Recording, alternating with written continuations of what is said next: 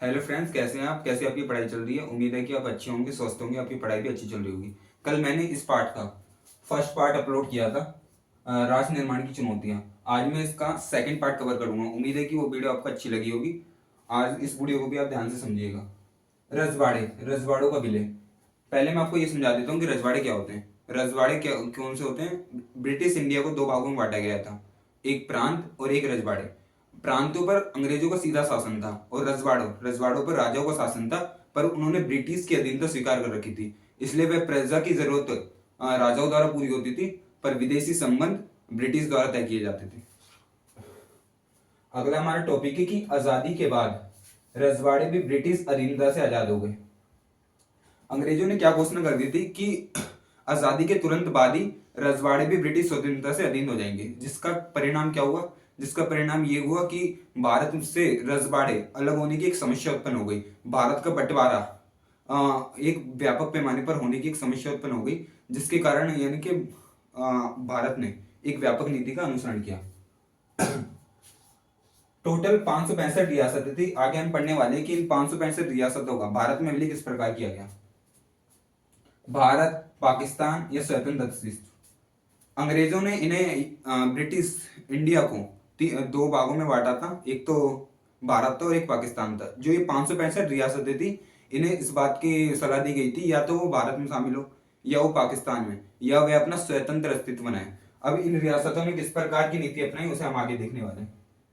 त्रावणकोर के जो राजा ने क्या किया? आजादी की घोषणा कर दी। सबसे बड़ी अब समस्या तब उत्पन्न हुई जब तुरंत ही जैसी भारत को आजादी मिली थी कि वे अभी भारत आजादी की जश्न से निकला ही था, तुरंत ही भोपाल के राजा ने आजादी की घोषणा कर दी और त्रावणकोर के राजा ने भी आजादी की घोषणा कर दी थी। हैदराबाद के निजाम ने भी अगले दिन ही, त्रावणकोर के राजा के बाद हैदराबाद के निजाम ने भी अगले दिन ही आजादी की घोषणा कर दी थी। और जो भोपाल के नवाब था, उन्होंने भी क्या किया? संविधान सभा में शामिल ही नहीं हुए। अधिकतर रजवाड़ों के शासकों ने विलय पत्र पर इंस्ट्रूमेंट ऑफ एक्सेशन, ये बहुत इंपॉर्टेंट चीज है, इसे आप जरूर देखना कि जो इंस्ट्रूमेंट ऑफ एक्सेशन था, ये क्या था? एक विलय पत्र था जिसके माध्यम से रजवाड़े भारतीय संघ के एक हिस्सा बन जाते थे और अब वो किसकी अधीनता स्वीकार कर लेते थे? भारतीय सरकार की। तो इस इंस्ट्रूमेंट ऑफ एक्सेशन, इस पर हस्ताक्षर कराने का जिम्मा किसने लिया था? सरदार वल्लभ भाई पटेल। उन्होंने इस यानी कि विलय पत्र पर हस्ताक्षर कराने के लिए बहुत प्रयत्न किए और अंततः इसमें सफलता भी प्राप्त की। सॉरी। इसके अपवाद क्या थे कि 565 रियासतों में से ऐसी 4 रियासतें रह गई थी जो इंस्ट्रूमेंट ऑफ एक्सेशन पर हस्ताक्षर करने से मना कर रही थी। वो अपना स्वतंत्र अस्तित्व बनाना चाहते थे, पर हम आगे देखेंगे कि किस प्रकार उन्होंने भी भारतीय विलय पत्र पर हस्ताक्षर कर दिया। उसकी प्रक्रिया बहुत लंबी है, देखिए। इसके अपवाद थे, जूनागढ़ इसमें शामिल नहीं हुआ, हैदराबाद, कश्मीर और मणिपुर। इन 4 रियासतों ने भारतीय संघ में शामिल होने से मना कर दिया। सरदार वल्लभ भाई पटेल ने कूटनीति के मदद से इन 4 रियासतों को भी भारतीय संघ में शामिल कर लिया। अब हम पहली रियासत शुरू करते हैं। पेपर में बहुत बार ये आता है कि हैदराबाद रियासत का विलय किस प्रकार किया गया, तो आप इस क्वेश्चन के एक पॉइंट बना ले और जरूर इसे लिखें।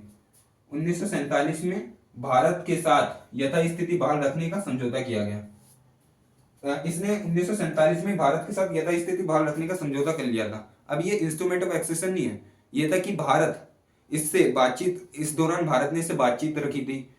इसकी जो भी नीतियां थी उन पर भारत ने अपना ध्यान पूरे अच्छी तरीके से रखा था। पर इसी बीच एक घटना घटित हो गई जो थी लोगों द्वारा आंदोलन। इसी बीच क्या किया? वहां की जो निजाम की जो जनता थी, उन्होंने क्या कर दिया? आंदोलन कर दिया। आंदोलन में सबसे ज्यादा भागीदारी किसने निभाई?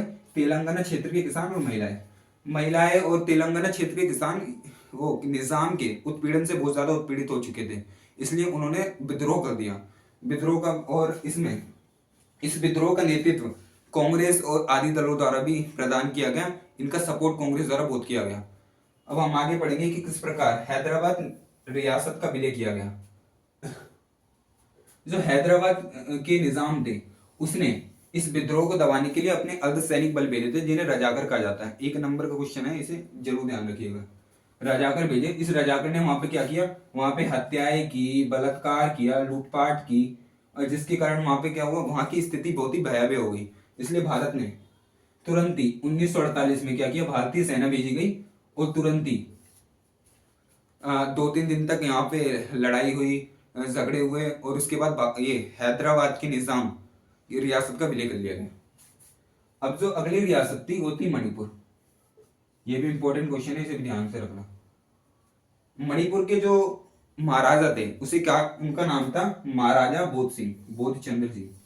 उन्होंने क्या किया, जनमत के दबाव में 1948 में क्या किया, चुनाव कराया था। कभी कभी पेपर में एक नंबर का क्वेश्चन पूछा जाता है कि भारत का ऐसा कौन सा राज्य था जो सार्वभौमिक वयस्क मताधिकार के आधार पर सर्वप्रथम अपनाया गया था, तो कौन था वो, मणिपुर। इसे ध्यान में रखना। और अगला जो था कि 1949 के सितंबर में भारत सरकार द्वारा इस पर हस्ताक्षर कर लिए गए थे। 1949 में मणिपुर रियासत को भी भारतीय संघ में शामिल कर लिया गया। उम्मीद है कि फ्रेंड्स आपको ये वीडियो जरूर पसंद आई होगी। अब इसका नेक्स्ट पार्ट मैं अगले उसमें अपलोड करूंगा। अगर आपको वीडियो पसंद आए तो इसे लाइक जरूर करिएगा। Thank you so much.